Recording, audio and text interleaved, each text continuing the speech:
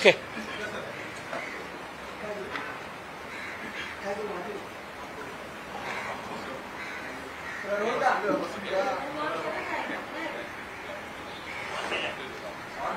अहमदाबाद येथील विमान दुर्घटनेतील मृत्युमुखी पडलेल्या नागरिकांना मी श्रद्धांजली अर्पण करतो आणि मी त्यांच्या परिवाराच्या दुःखात सहभागी होतो.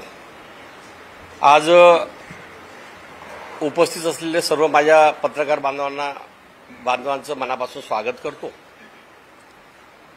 आदिवासी विभागाच्या माध्यमातून दिनांक 16 तारखेला होऊ घातलेल्या शैक्षणिक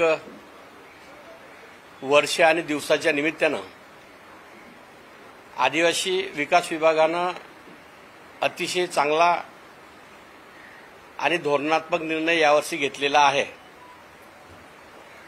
दिनांक 16 तारखेला होऊ घातलेल्या शैक्षणिक सत्राच्या दिवशी प्रथम दिवशी आदिवासी विभागातील सर्व वरिष्ठ अधिकारी, आदिवासी विधानसभा मतदारसंघामधून निवडून आलेले सर्व लोकप्रतिनिधीच्या माध्यमातून दिनांक 16 तारखेला ज्या दिवशी प्रथम दिवस शाळेचा आहे त्या दिवशी सर्वांनी शासकीय आश्रमशाळेमध्ये जाऊन प्रवेश उत्सव साजरा करावा असा निर्णय घेतलेला आहे. यामुळे विद्यार्थ्यांमध्ये उत्साह निर्माण व्हावं, पालकांमध्ये एक सहानुभूतीचं आणि प्रेमाचं आणि विश्वासाचं वातावरण निर्माण झालं पाहिजे. सोबतच यावर्षी आदिवासी विभागाच्या माध्यमातून शैक्षणिक दर्जा वाढवण्याचा संकल्प केलेला असल्यामुळे आदिवासी विभागाच्या माध्यमातून दिनांक 16 तारखेला प्रवेश उत्सव शासकीय आश्रमशाळेमध्ये सुरू करत आहे. अशाच प्रकारची आपल्या सर्व पत्रकार बांधवांना माहिती द्यायची असल्यामुळे आपण इथं आलात. आमच्या शासकीय आदिवासी आश्रमशाळेतील सर्व विद्यार्थ्यांना, पालकांना, आदिवासी समाजांना आपल्या लोकप्रिय इलेक्ट्रॉनिक आणि प्रिंट मीडियाच्या माध्यमातून प्रवेश उत्सवाच्या निमित्तानं बातमी आपल्या सर्व समाजापर्यंत पोहोचण्यासाठी आपण प्रयत्न करावा अशी अपेक्षा करतो. आणि सर्व लोकप्रतिनिधी, आदिवासी विभागाचे सर्व वरिष्ठ अधिकारी, स्वतः मी मुंडेगाव या गावाला प्रवेश उत्सव साजरा करायला शासकीय आश्रमशाळेमध्ये जात आहे. अशा प्रकारचं आदिवासी विभागानं नियोजन केलेलं आहे. आदिवासी विभागानं केलेलं नियोजन आपण सर्व स्तरापर्यंत पोहोचावं अशी अपेक्षा करतो, विनंती करतो. खूप खूप धन्यवाद.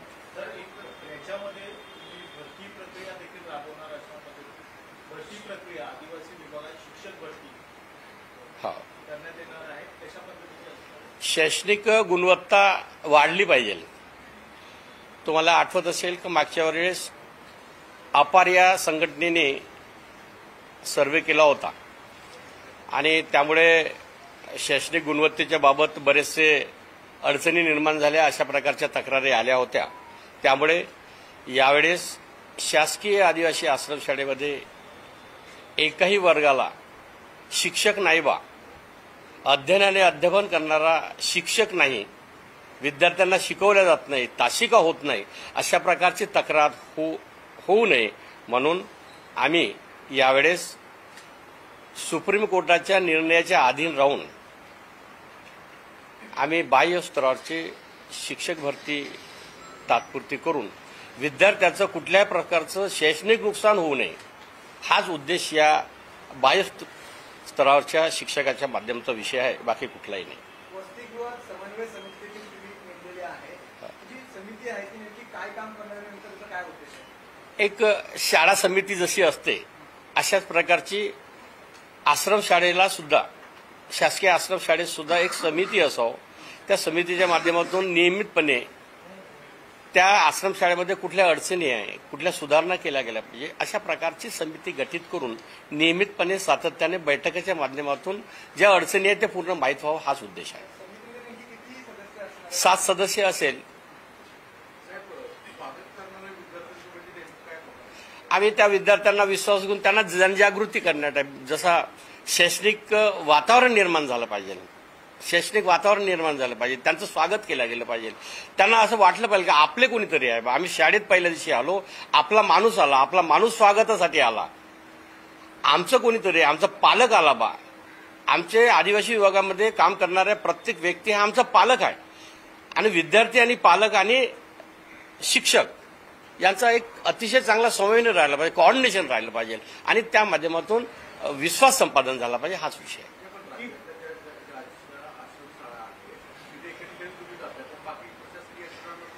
100% आमचं नियोजन झालेलं आहे. कोण कोणत्या आश्रमशाळेवर, शासकीय आश्रमशाळेत जाणार आहे दिनांक 16 तारखेला आमच्याजवळ यादी तयार आहे. त्यामुळे आम्ही 2-3 महिन्यापासून आम्ही वर्कआउट करत आहे. तुम्हाला आठवत असेल की चिमुकल्यांशी संवाद हा अतिशय चांगला आम्ही महाराष्ट्रात उपक्रम राबवलेला आहे आणि त्या उपक्रमाला विद्यार्थ्यांनी एवढा सहमती दर्शवलेली आहे का एक नंबर.